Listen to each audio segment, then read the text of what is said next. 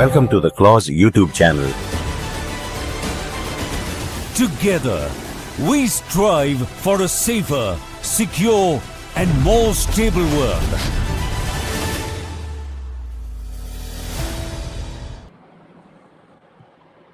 Good evening, everyone. Welcome to yet another episode of Clause YouTube channel Strategic Frontlines.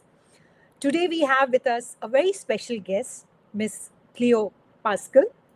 She is a non-resident senior fellow for the Indo-Pacific at the Foundation for Defense of Democracies in Washington, D.C. She has also lectured at defense colleges in India, United States, and Oman. Welcome, Cleo, to this podcast. A great pleasure. I'm a big fan of Claus's work, and your team is extraordinary and has been fighting some of the toughest fights of the century. No, it's a pleasure to have you with us. And today what we are going to do is we'll be discussing a very different subject, and that is the Pacific Islands. We know that along with US, Australia, New Zealand, and China, India has also started interacting with some of the island nations. So for the convenience of our viewers, I would first like to show the map of Pacific Island. Good, great. Yeah. See, this is the map of the Pacific Island. And if we go to the next slide, these are the 14 countries which are there.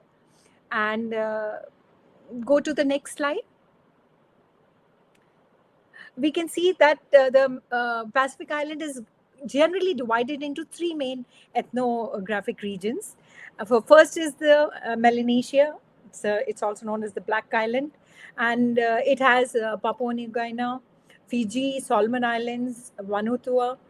And the second one is Micronesia, as the name itself suggests. It's made up of very small islands. And it has Kiribati, Nauru, Palau, federal state of Micronesia. And then comes the Polynesia, which means many islands. And it is the largest region, which has Hawaii, Samoa, Tonga, Tuvalu, Cook Islands, and Niue. Please go to the next slide.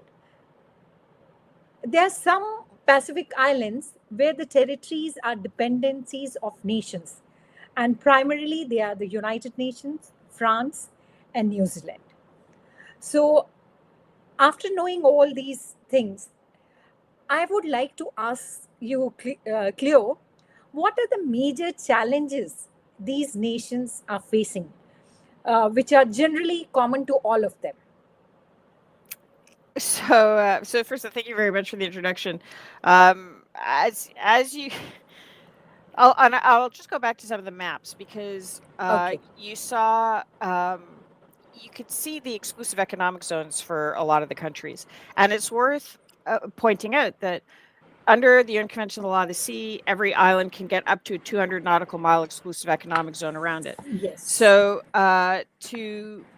you have, in many cases, places that don't have a lot of land, but they have a lot of ocean territory. So they tend to call themselves not small island states, but large ocean states. So a country like Kiribati, for example, has very small landmass aggregate, a lot of different islands, about 100,000 people, but it covers, its exclusive economic zone covers about as much of the Pacific as India does, and as the continent, as the subcontinent of India is. I mean, that's how big their exclusive economic zone is. So in terms of commonalities, that means that they are covering large economic and strategic space with relatively limited resources. But it's also worth bearing in mind how different they are. So if you look at somewhere like Papua New Guinea, Papua New Guinea has a larger population and a larger landmass than New Zealand, and it's much more strategically located. So what you tend to get looking at the region is it's one of those regions where the colonial pair of glasses is still very much in play. Yeah, if you go back to the map part, yeah. So you look at Papua New Guinea, which is directly above Australia, has enormous resources, large population, highly strategically located, but we think about New Zealand before we think about Papua New Guinea from a strategic perspective. And part of that goes back to the post-Cold War structure and the colonial ties and New Zealand being part of the Five Eyes and all that stuff. So it's worth bearing in mind what they were as countries, what they are now, and what their potential is. And I think that when Prime Minister Modi visited Papua New Guinea, um, uh, there was a Pacific leaders meeting there, and he attended. And the Prime Minister of Papua New Guinea um, showed respect by bending down to touch his feet. I'm sure a lot of people saw that photo, and it was he was well advised, but it was heartfelt. He wanted to show that emotion. So, because many of them are caught, like many other countries around the world, between, um, in their cases, the expression in case of Papua New Guinea, primary expression of Western uh, uh, outlook for them is Australia. So they're caught Yes. in that kind of Australian outlook and what's coming down from China. And Yes. Yeah, you mentioned China, so yeah, let me bring in a little bit of geopolitics into it. yeah, We know that China's presence is expanding, and it is through a combination of both economic reach as well as the security perspective. yes, If we see the economic reach, we find that BRI is there. So through Belt and Road Initiative, it is trying to build a lot of countries' infrastructure. And as far as the security initiative is concerned, we find that, for example, if we take a classic examples of Solomon Island, so Chinese police and military presence is there, which is kind of very strange. So, what do you think is the implication of all these for Solomon Island themselves, as well as for other nation in that area? yeah. So this is something that India knows very well by what China is trying to do in the Indian Ocean. I mean, it's the same thing you would see in the Maldives or you'd see in Sri Yes. Lanka. It's a kind of sino-forming. It's trying to reshape a society into like a mini and compliant version of the way the Chinese Communist Party operates within China. So it's very socially and economically destructive. I think of the BRI as standing for the Bribery and Repression Initiative. That's what the BRI is to me. new, new connotation I'm hearing. Yeah, because that's basically what the infrastructure is almost secondary to reshaping the way a country does business through bribery and repression. And sometimes the infrastructure is very helpful, and in many cases, it really has been a failure of the West and other partners to deliver what the people of the country need. And so it's very attractive. But the Chinese investment comes with almost always three elements. The front facing is commercial. You need this for economic development, and they do. The second is strategic. We, China, want it for our strategic advantage. But there's always this third element, which is criminal activity. So if they're building a port, for example, yeah, the country needs the port. China builds the port with specifications that are useful for the PLA Navy, but usually they've also bought off customs officers, immigration officers. You start to see the drugs flowing in. You start to see Yes. that sort of stuff, and that's what's actually for the people of the Pacific. That third element is the biggest problem. It's the drugs destroy families, prostitution, their institutions, government institutions become more corrupt, and it becomes very difficult to come back from that. Actually, I fully agree with you because Chinese are known to give loans and then the nation is unable to repay the loans, and that circle keeps on going. And slowly, these are the creeping encroachments what they have been doing. And what you rightly pointed out, considering the security mechanism of these nations may not be that great, they may not be having ample number of policemen and other paramilitary forces to control these things. And you rightly pointed out, drugs and corruption and criminal activities is a big challenge, and it makes your society internally very weak. Yeah. So I really agree with you. So, but And I if want to if I may, just quickly, because you meant, because this is, and as the society starts to disintegrate, so that there's this Chinese strategic concept of disintegration warfare. I think of it as entropic warfare, where you deliberately try to create a chaos within the target society to weaken its institutions and to weaken its resistance to Chinese influence operations. That's a known strategy used by China, and then what happens is you get this justification, like they used in the Solomon Islands, for the policing, right? Your society's falling apart, you're having riots, so we're going to send you police. But Chinese police are not police, they're state security operatives, right? They're yes, not helping you find your stolen bicycle. They're yes. a tool of repression of the state. So I try to personally be careful to make that distinction. China is not helping with policing, they're helping with repression on behalf of their client government. That's who they're sending.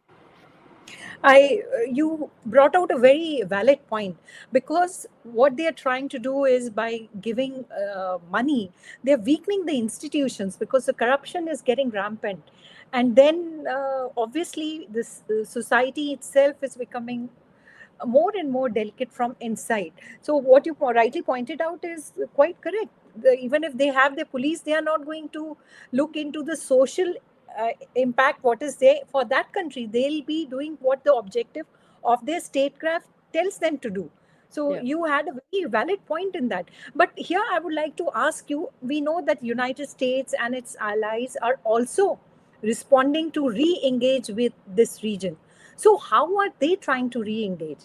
And if you can also throw some light on the grouping which is known as the Partners in the Blue Pacific, if you can also talk Okay. about Yeah. that.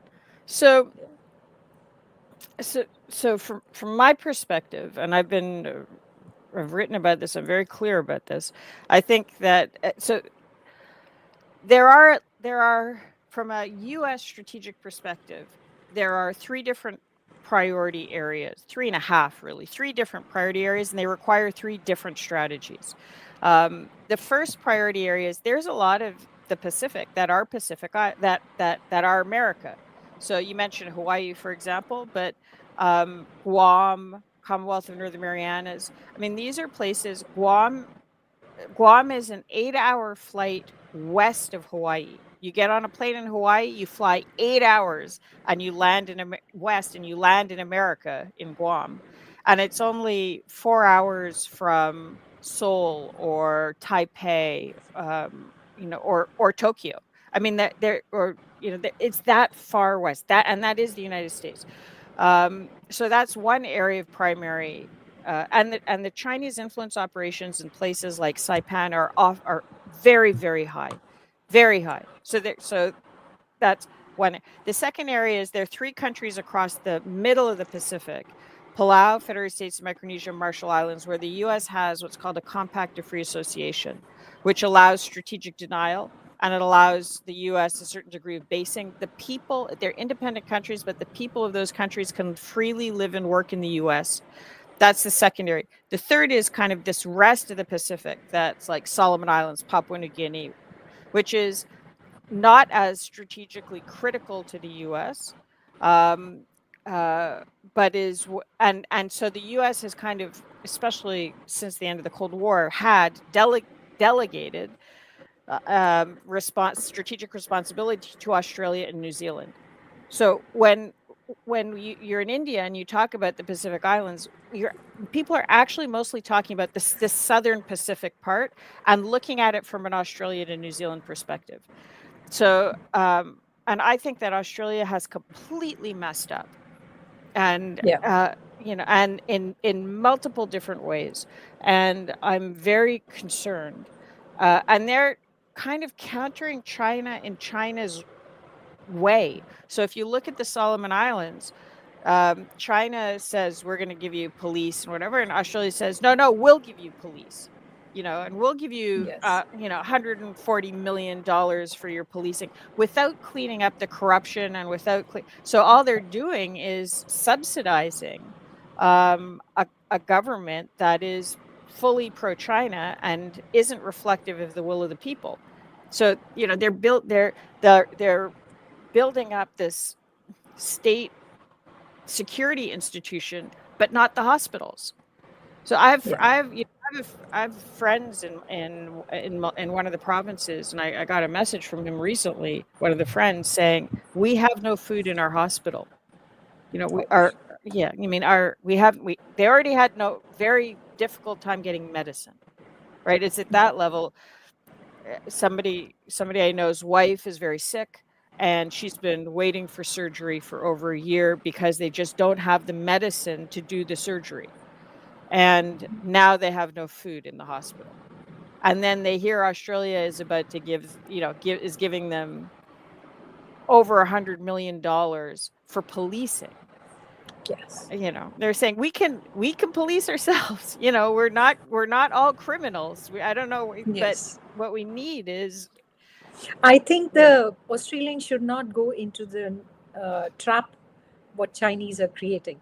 There are a lot of other areas where you need to cooperate, because what China is doing, in order to counter their activities, you need to have something in the social sector where you give, like you rightly pointed out, you give medicines and things which are required, because that is the way you build goodwill of the people.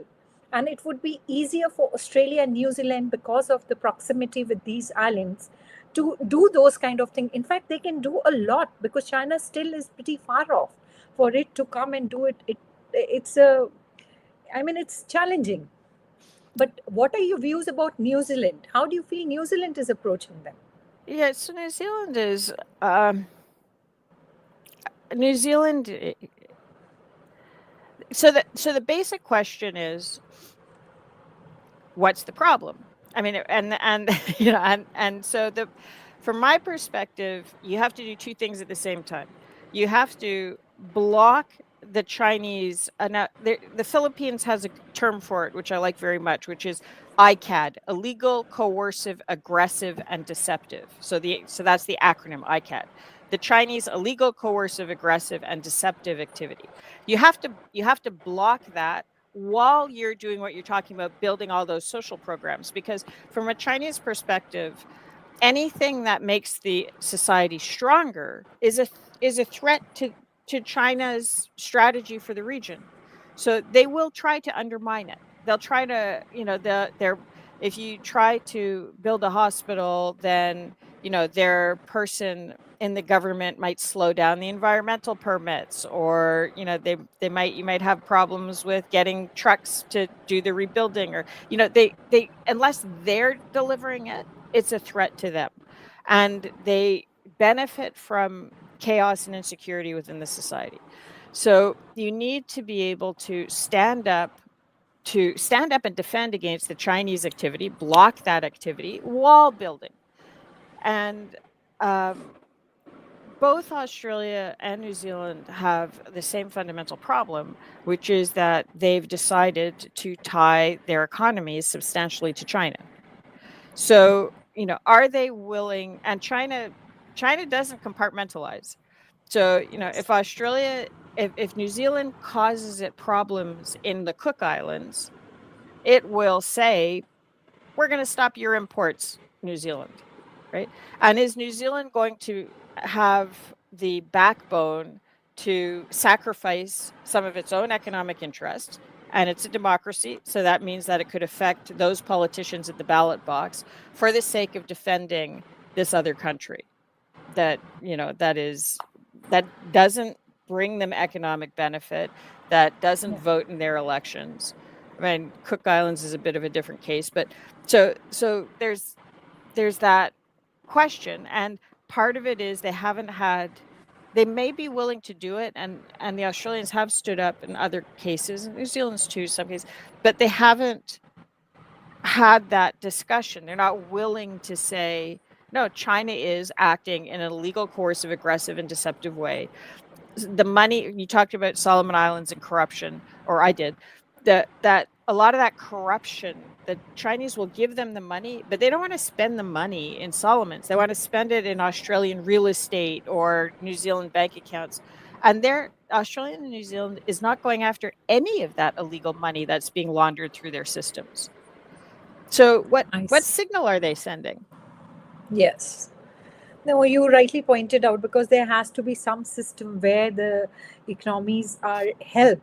And, you rightly pointed out that India's Prime Minister also visited these islands. And India is also trying to play a significant role in the Pacific Islands because it is a broader policy of our Indo-Pacific strategy. And we have created what is known as Indo-Pacific Island Cooperation. And we are trying to develop we have a lot of development programs, especially for capacity building. And for example, maritime domain awareness. We are also working through the Voice of Global South by addressing the concerns of small island developing states. And as you rightly pointed out, Indian diaspora in some of the Pacific Islands is also very important to us, where culturally we can do a lot. And Fiji is a classic example. So what, in your terms, India can do bilaterally or multilaterally for these countries? Say, example, India-Japan. Do you feel India-Japan can do a lot for these countries? I do. I think that from India, I would encourage India to do what it's very good at, which is taking off those colonial glasses and actually just looking at the region for its own, in a bilateral way, and the region is very used to being direct about strategic interests, and India's priority strategic areas are going to be the areas that are the most likely to be involved in anything related to Taiwan. Now, there are 3 countries that recognize Taiwan in the area, which means that they don't have that. They have a very different sort of attack, let's say, from China, and they could definitely use with support for their position, and that just shows a sort of a willingness to engage with other democracies. But the first instinct when you look at the area is to go, well, what about Australia, New Zealand? And we've just talked about the problems. You don't want to carry their colonial baggage, frankly. Yes. Okay, and yes. And also that strategic area, it's important, and there are those ties to places like Fiji, but from just a looking at a strategic map perspective, it's actually the Central Pacific that's the most strategically important, and the allies there that India has very good and unique relationships with are, for example, Japan. Japan actually, under the League of Nations from 1914 to 1944. That area of Palau, Marshall Islands, Federated States of Micronesia was all under Japan. So the people alive today, their parents would have spoken Japanese. There's those ties, Yes. and it wasn't. They weren't. It wasn't like Manchuria. It was a colonial experiment as opposed to kind of an invasion and occupation. A very different history. And Japan has worked very hard to rehabilitate its relationship with Pacific Islands, and they're very well respected development. And they do a lot of infrastructure. Yes. But for language reasons and just cultural reasons, they don't do the soft side. So Japan can build a hospital, but then it goes, right? I think it would be nice if India and Japan both work together in those areas, because India can do a lot in soft power. For example, culturally, a lot of affiliation can be there in certain islands. And Japan has a very nice way of helping countries, because it's very open, firstly, and it goes in for the core areas of development. So that's also nice.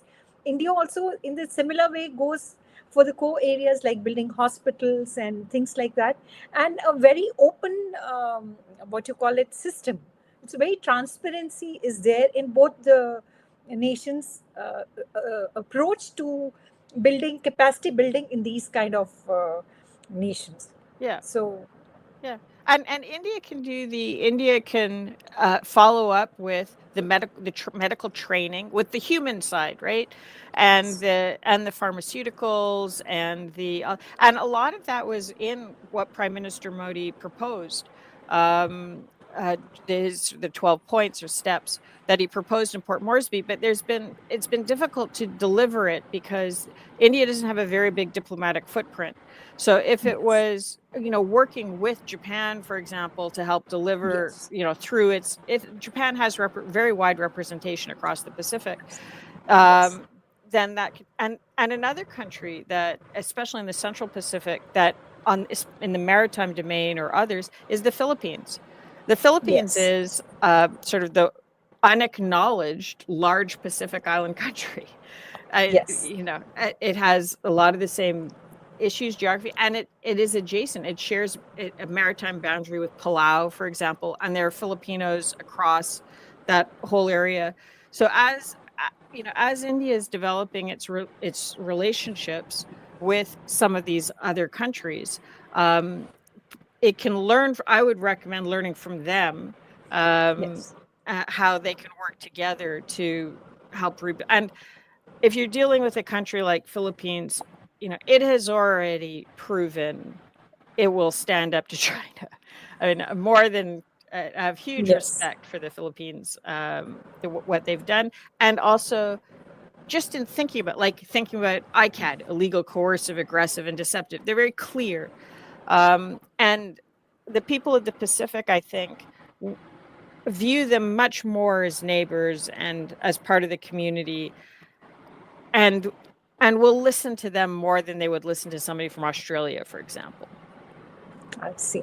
Yeah. So I think what the takeaway, what I feel is India can have a bilateral relationship with Japan and Philippines as to chart out a plan and how to go about helping these nations. And what you rightly pointed out, medical help is one area where we can do wonders, and also capacity building. For example, building hospitals, that's also another area. Training is another area which we can do. Apart from that, also HADR is another area. So, do you feel, as far as bilaterally we can work, and also will a multilateral approach like India, Australia, New Zealand coming together and working together, will that also work? Well, Or it is difficult concept? well, first of all, the ideal is bilateral between India and a country itself. Japan. No, Yes. the Pacific Okay, Island countries themselves. I mean, that's Pacific all. Island That's itself. just obviously That's the ideal. best way. That's the Yes, that's best. the Yeah, best way. that's Yeah. right. And so, and then, and then, if you're working with other partners, it depends on geographically. Yes. The Australians are extremely jealous of their position in the region. And there have been cases where, for example, Papua New Guinea wanted a defense relationship with the U.S. directly, and openly said, we don't want the Australians, we want it direct with the U.S. And the Australians didn't like it, and frankly tried to create some problems, and then ended up signing their own bilateral deal with Papua New Guinea. So if you come in, you can expect that Australia would expect to be part of it. I think Australia thinks that it is their area of influence, so probably they are more comfortable dealing with them directly. And I think for us also, dealing directly with the islands is the most convenient and important thing to do. It's the most respectful and the most Yes, sustainable. Yes, it's more sustainable, absolutely. But I feel US is also trying to do a lot. Like Yes. they have increased the donations and diplomatic engagements with these countries also. So how do you feel about it? Is it enough, or they need to do much more? So the U.S. is a work in progress at the moment. Yeah. So I know. yeah, so some projects, like some things were cut because of USAID, but now some things are coming back. Like they've just within the last week or so re-announced that the funding that was on hold for the tuna treaty has now been put back in. So things are evolving, but what we do know, of course, obviously, is that the U.S. is very keen on burden sharing. And so, Indian engagement that helps on these files, I think, would be positively seen. And again, there's kind of different strategic priorities for the U.S. So there's, that the parts that are the U.S. and those are areas like the Commonwealth of Northern Mariana Islands, which is where Saipan is. The Chinese influence is extremely high. So it's the only place in the U.S. where Chinese can arrive without a visa. So there's a place in the U.S. Chinese can arrive without a visa, and the argument is we need it for tourism. Well, maybe Indian tourists want to go to Saipan, right? And yeah, so there's, but. So there's that, but in other areas it might be maritime domain awareness I prefer maritime domain enforcement as opposed to awareness. We know bad things are out there. Let's do something about it. But I think that finding ways of cooperating in different ways in different parts of the Pacific with the U.S. would definitely be welcome. And Secretary Hegseth from Department of Defense, one of his first major foreign trips was he went to Hawaii, he went to Guam, he went to Philippines. So he visited the first, second, third island chain. So the awareness of the importance of the Pacific, including obviously the Pacific Islands, to U.S. strategic interests and hemispheric defense, it falls into hemispheric defense, is very high. And what do you think about the French? How are French placed in that area? So that's a good question, because if there's any young researcher or old researchers or any researchers who are listening, the area that I think requires a lot more research now is how the idea of sovereignty and what is a country is being played with in the Pacific. And that's coming to a head now in New Caledonia, which is a French colony, and the population is, not quite, but let's just say for argument's sake, a little bit around half indigenous, and the other half is not. There's a percentage that's white. There's a percentage that's French, but from Algerian descent. There are a lot of Polynesians. So there's a kind of mixture. And there were very bad riots. People died, and a lot of people left. And that changed the demographics. And if there was a referendum today, it's very possible that it could vote for independence. And there is a push, and the hardcore pro-independentists are being backed by places like Azerbaijan, because the Azerbaijanis are mad at the French for backing Armenia and are backing these anti-French colonial movements all across. But some of the language that was put forward there was an agreement that looks like it may have fallen apart now, that would have created a state within a state. It uses words around nationhood and self-determination that could open the door for quite a few other French possessions to move towards independence. So those of us who've been looking at France for a while thought, the French will never give them up. You know what the French are like. They love giving up. But it actually looks like the French are looking for a way out. And this affects the Indian Ocean as well.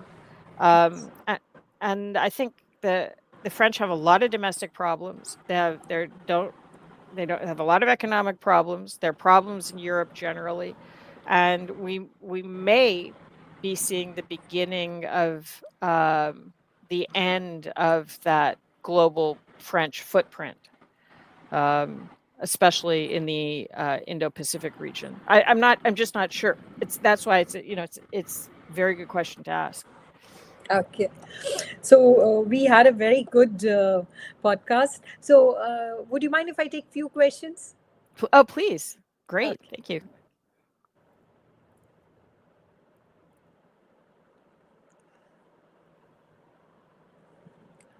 This is from Mr. Akash Tadani. He wants to ask, as soon as the Chinese understand that the Americans have taken them for a long ride over the decades, they would find reason to mend their fence with Bharat, your views. I mean, So I think I think that the Chinese have taken the Americans for a long ride over the I decades. know You the know, way they things are going yeah, with they Trump also. If you see the Chinese, they have certain leverages with Trump also, because the kind of tariffs he's putting on us, he's not doing the same with China. yeah. So I really don't that it's inexplicable to me. But I think the core of the question um, is India-China relations, and I defer to you. You know that better than I ever will. From what I've seen from the Chinese, they will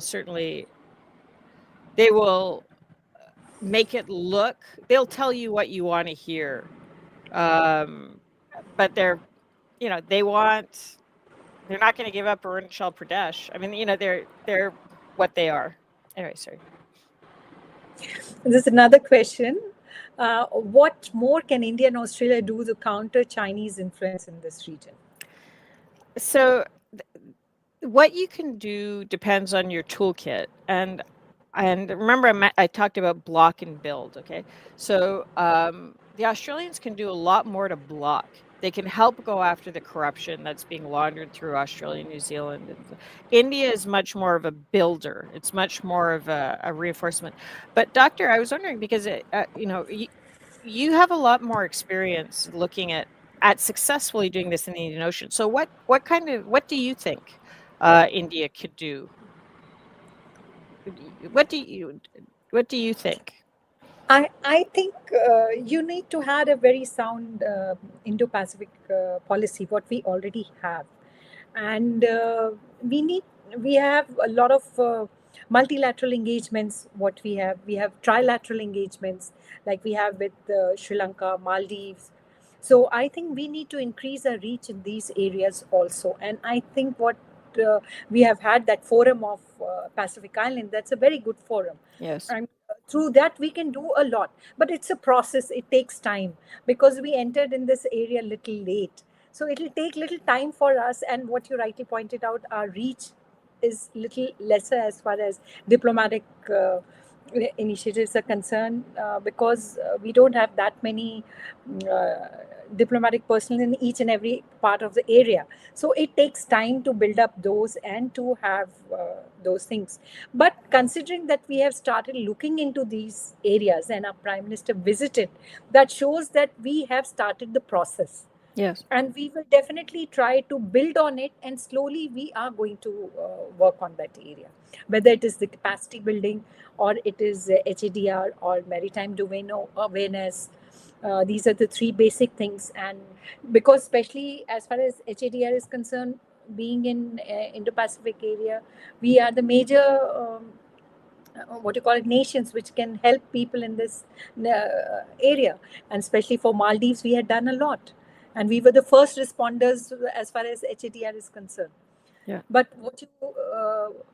when I spoke to you, I realized that there are a lot of issues as far as infrastructure is concerned and the training is concerned in these Pacific islands.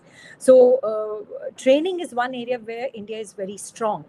So that training can be done, whether it is the police or the hospital staff or the nursing or the medical is there.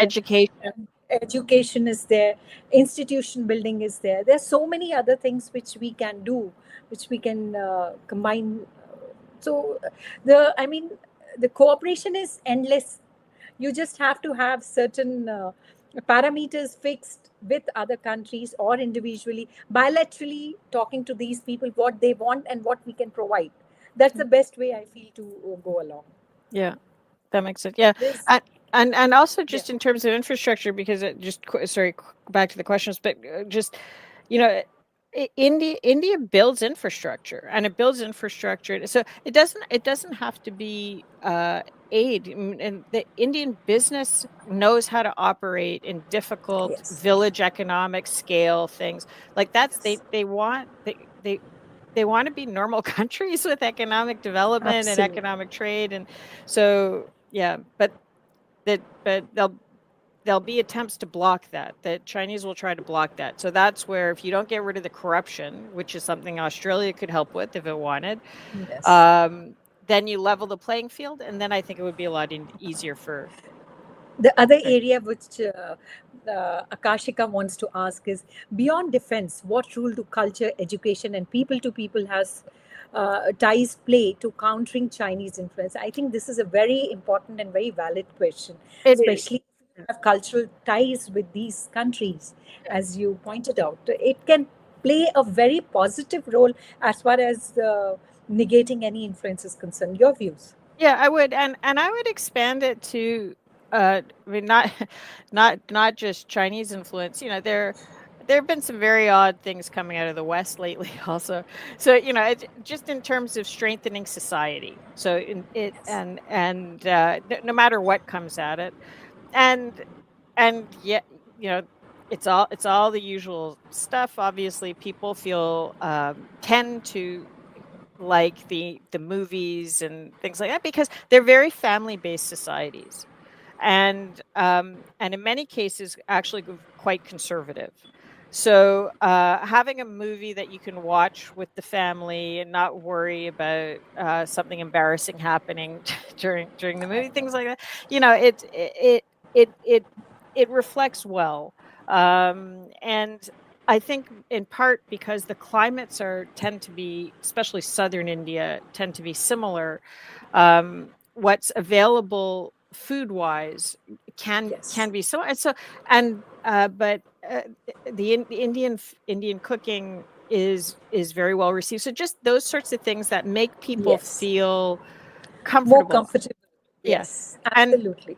the people. What I would also encourage is the people I know from, for example, I know 3 people from Tonga who've done their master's degree in India and in geopolitics or political issues, and they found, first of all, they loved India, and they felt very at home very quickly, but also they found the strategic culture of India uh, much more reflective of their reality.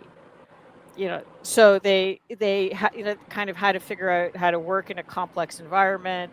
You're not the West. You're not China. You've worked through it in a very different way. So engagement with the strategic community, with helping them to build up think tanks, with bringing over strategy. We tend to go to the military colleges, you know, but the strategic engagement is also very helpful. Um, I, we saw this at the G20, right, where there was just when India hosted the G20, a real excitement in Yes. a lot of the world. Oh, there's another option. Yes. Uh, so yeah, I think that India Yeah. is very welcome. Sorry, go ahead. Yes, I think India is speaking about the global south, and that also makes a little bit of connection with other countries also. Yeah, we'll take one last question, and I think it's very pertinent. How do Pacific Island countries balance the immediate development needs with the long term risk of over reliance on external powers? Yeah, and it's Actually, I very. think that's happening in some part, like Solomon Islands and others. What Yeah. do you? So it's a very good question, and it gets to being able to discuss, when you talk about a country like Solomon Islands, who are you really talking about? And we tend to defer to the government in power. But if you're dealing with a system where corruption is already highly advanced, the government in power may not reflect the people, and the government in power may not actually be wanting to look towards their long-term development. They might be looking towards their personal short-term development of the people in power, right? So I'm going to use this question just as a way of disaggregating. So the concept of a decision made by a country. You really need to understand who is actually making that decision. And if you're a democracy and you care about democracy, whether that's reflective of the will of the people, so that you don't say, oh, that country is, Solomon Islands is pro-China. Well, the majority of the population at the last election didn't vote for candidates who wanted a closer relationship with China. But who they voted in ended up getting co-opted, possibly through corruption, into a pro-Chinese position. So that's why sometimes working at the subnational level, working with the states, makes a lot more sense, or working with community groups makes a lot more sense, because the closer you get to the ground, the more you're going to find people in that sort of a situation who do have a longer term view, and a realistic longer term view, and who are trying to build their communities from the ground up. It's the counter to the disintegration warfare. If China's trying to disintegrate those institutions of state, you need to reintegrate from the bottom up to create something viable over the long term. Thank you so much, Cleo. We really try to understand what are the challenges, what these Pacific Island countries are facing, and hopefully we have found some way how to negotiate that and how to move forward. And thank you so much for your time and this podcast. And I thank all my viewers also. Thank you so much. Thank you. Great questions. Thank you. Okay, bye. Bye-bye.